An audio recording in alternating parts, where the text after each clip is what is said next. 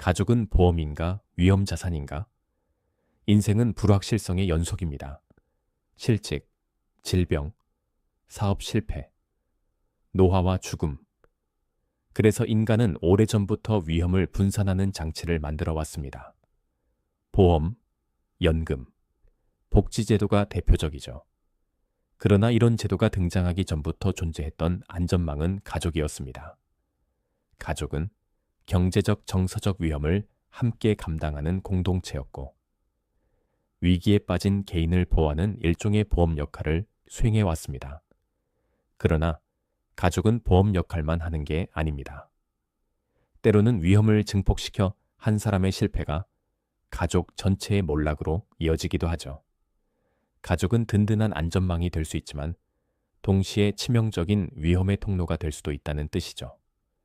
천명관 소설 고령화 가족과 일본의 논픽션 가족의 파산은 이러한 가족의 두 얼굴을 잘 보여주고 있습니다. 고령화 가족은 가족의 보험 기능을 상징적으로 보여주는 작품입니다. 소설 속 등장인물들은 사회적으로 성공한 사람들이 아닙니다. 사업에 실패하고 이혼을 경험하고 경제적으로 궁핍한 중년 자녀들이 어머니의 집으로 다시 모여듭니다. 이들은 서로를 못마땅해 하고 사소한 일로 다투지만 정작 누군가가 벼랑 끝에 몰리면 외면하지 못합니다. 어머니의 집은 갈 곳, 없는 가족을 받아주고 밥을 함께 먹고 최소한의 삶을 유지할 수 있는 곳이었죠. 현대사회는 개인의 독립을 강조하지만 인생의 어느 시점에서는 누구나 다시 의존 상태로 돌아갈 수 있습니다. 실직, 이혼, 사업 실패, 질병과 같은 사건이 일어나면 사람들은 가족을 찾습니다. 여러분도 그렇지 않았나요?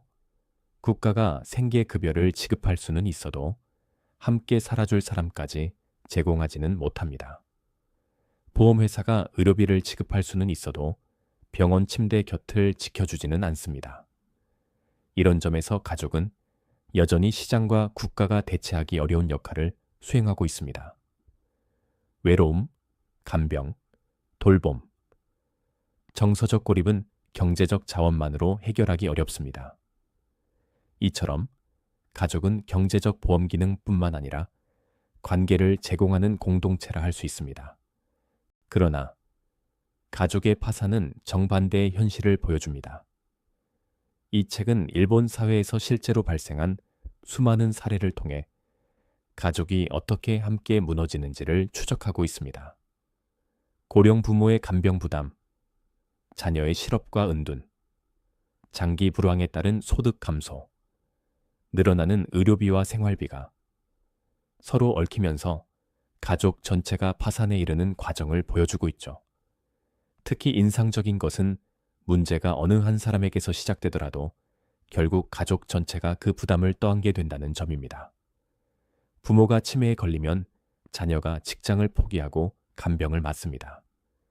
그러다가 자신의 공적연금을 충실히 준비하지 못하고 일자리 기회도 잃어버리죠. 반대로 실직한 자녀를 부모가 부양하다가 노후 자금을 소진하고 자녀가 중장년이 되어서는 부모의 연금을 나누어 쓰기도 합니다. 한 사람의 위기가 가족 전체의 위기로 전염되는 셈입니다. 보험은 위험을 분산시키는 장치입니다. 하지만 가족은 구성원의 수가 제한되어 있고 경제적 기반도 공유하기 때문에 위험이 집중될 가능성이 높습니다. 보험회사에서는 한 명의 사고가 전체 시스템을 흔들지 못하지만 가족에서는 한 사람의 실패가 구성원의 삶을 뒤흔들 수 있죠. 이것이 가족이 보험과 다른 점입니다. 이런 상황에서 가족은 보험인 동시에 위험 자산이 됩니다. 과거에는 부모가 자녀를 지원하고 자녀가 노후의 부모를 부양하는 순환 구조가 가능했지만 이제는 양쪽 모두가 취약해지는 경우가 늘어나고 있습니다. 그 결과 위험이 세대 간에 상쇄되지 않고 확산됩니다. 고령화 가족과